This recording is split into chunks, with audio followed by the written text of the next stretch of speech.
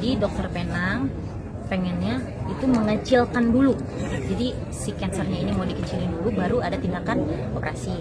Tapi selama berobat di Penang itu, dia ngerasa nggak ada perkembangan. Menurut dia nggak ada perkembangan karena memang yang dia rasain itu ya begitu aja.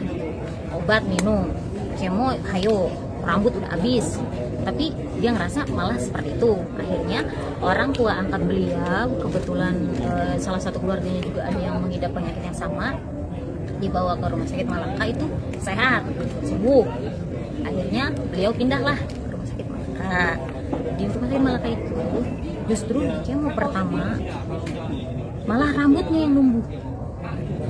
Dia seneng, alhamdulillah ya Allah, Tika, rambut gue lihat nih Tika, udah bagus kan tuh, udah numbuh dia di depan kaca gitu. Saya dikasih tahu nih fotonya segala macam. Oh iya, dan terakhir kayak Mas lah rambutnya sekarang udah kayak begitu, udah tumbuh begitu, dan tumbuhnya bagusnya luar biasa, hitam, tebal, bagus, alisnya juga bagus, jauh lebih baik. Sebelum dia ke Malaka itu si kansernya itu membatu kayak batu.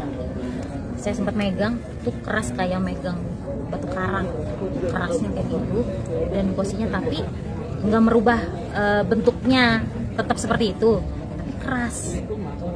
Nah, pas yang di Malaka justru udah bisa dipegang, udah empuk, cuma sempet tumbuh kayak bintil-bintil kecil, itu berair, dan kemarin sempat pecah, itu yang bikin beliau nggak bisa tidur.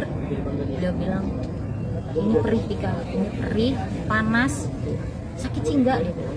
Sakit sih enggak, tapi perih, karena ya kayak kita luka bakar lah ya, luka bakar terus tiba-tiba pecah, itu kan perih, seperti itu kurang lebih kayak gitu.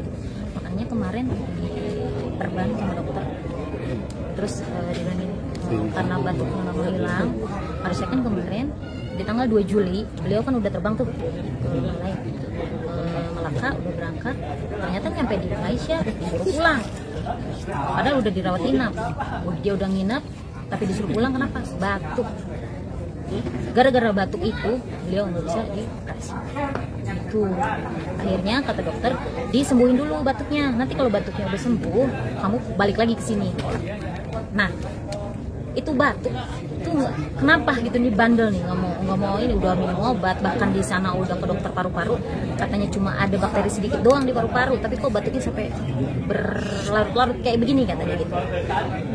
Ya udah, minum obat ini udah, dari dokter ini udah, minum begini, bla bla segala macam, batuknya makin jadi. Tapi batuknya itu bukan batuk yang berdahak kayak suara kodok, itu enggak, dia cuma gitu-gitu doang.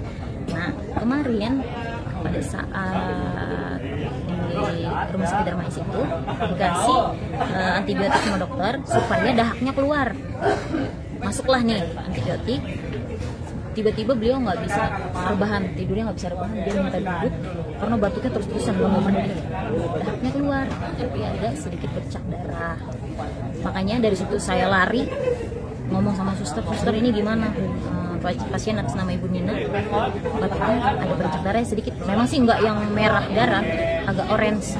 Itu 2 kali, malamnya warnanya coklat, paginya orange. Diambil sampelnya sama suster, dibawa ke lab. Sampai detik ini saya nggak nanya itu apa. Ya akhirnya yang memang kemarin, kalau memang kondisinya batuknya udah lumayan reda, sebenarnya mau berangkat, karena di tanggal 10 itu dokternya udah ada.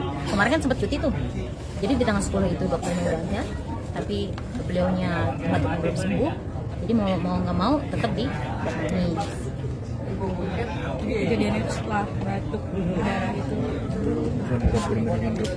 dibilang ngedrop, bukan yang ngedrop ini ya, karena menurut Bang Idung tadi pagi sebelum beliau memutuskan terjadi itu, memang nggak gimana-gimana, dia yang nggak sesak nafas tiba-tiba, nggak gitu, biasa aja.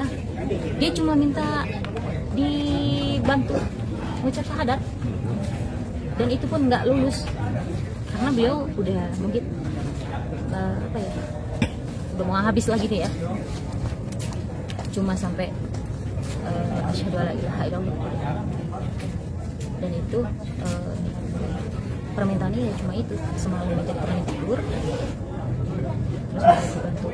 Dan memang dia tuh selalu bilang pengen meninggal di hari Jumat. Dia selalu bilang begitu.